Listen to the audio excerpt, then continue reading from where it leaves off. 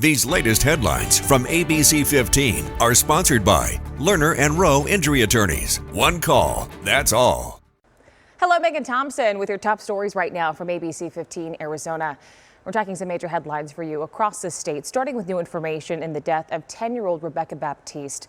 Court documents reveal what Rebecca and her two siblings were saying to trusted adults. They were filed as Apache County prosecutors try to join the cases involving Rebecca's dad and his girlfriend. The couple now charged for murder and child abuse, and they are due back in court next week for a preliminary hearing. ABC15's Ashley Holden has a full breakdown of the documents and reports we obtained from Phoenix Police right now on ABC15.com. Well, this morning, a swearing-in ceremony will be held for Phoenix Police's new top cop. The city of Phoenix chose Matt Giordano as their new chief back in July. He previously served as the executive chief of enforcement for the Maricopa County Sheriff's Office and is a retired Phoenix police commander. Today's ceremony will take place at the Phoenix City Council chambers at 10 o'clock this morning. Well, for most households all across the country, summer electricity bills are causing some sticker shock. It includes, of course, right here at home. According to the Energy Information Administration, the Valley bill average here at home was the highest in the nation at $254. Prices are up 27% in the last 3 years. Scripps News Group's Holly Furfur takes a look at what's behind those high costs. The average residential electric bill rose 6.5% between May of last year and this year. And some areas like Maine and Utah are seeing extreme increases of 3 to 5 times the national average. Unless you live in Nevada or Hawaii that saw decreases, you're probably feeling the hit when it comes to your electric bill. A lot of things go into our electric bills, and a lot depends on where you live. One thing we all have in common: infrastructure. I think it's important to understand that most of your electricity bill is infrastructure, and you're paying for the infrastructure we have right now.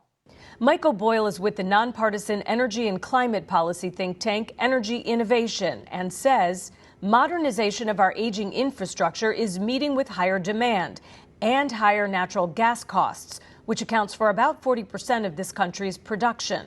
It's kind of a wicked problem right now, coupled with the international supply chain and trade issues that are really complicating things. Natural gas supply costs surged the first quarter of this year, and the Energy Information Administration expects 2026 prices to be double those of 2024, in part because of increased demand. The United States will lead in AI. We got to balance two things. We got to win the AI race and stop the crazy rises in electricity prices. The Energy Department projects next year data centers and other commercial customers will use more electricity than households for the first time ever. It comes as the Trump administration halts renewable energy initiatives. We are adamantly going to stop that in the United States. Repealing many of the Biden-era green energy incentives. And Boyle sees that driving up prices even higher. I think going forward, you're going to start to see, the impacts of the current policy regime impacting customer bills. Holly Furfur, Scripps News Group. Our Operation Safe Roads team, we really want to stress the importance of smart riding when it comes to off-highway vehicles this weekend. The Arizona Game and Fish Department reminding people that all occupants should be wearing a helmet while off-roading, and drivers need to maintain a safe speed. This comes after 3 deadly UTV crashes in Yavapai County in just the past 2 weeks.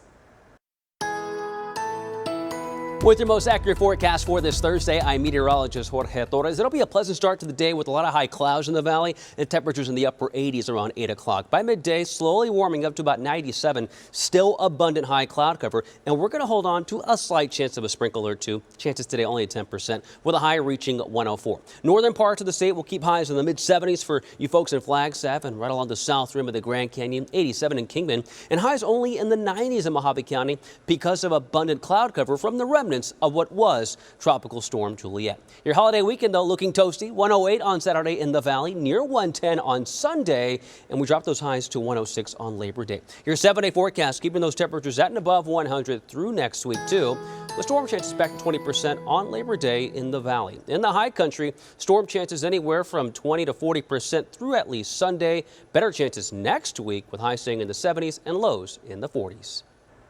For the latest headlines, weather and traffic, head on over to ABC15.com, where you can download that free ABC15 mobile app.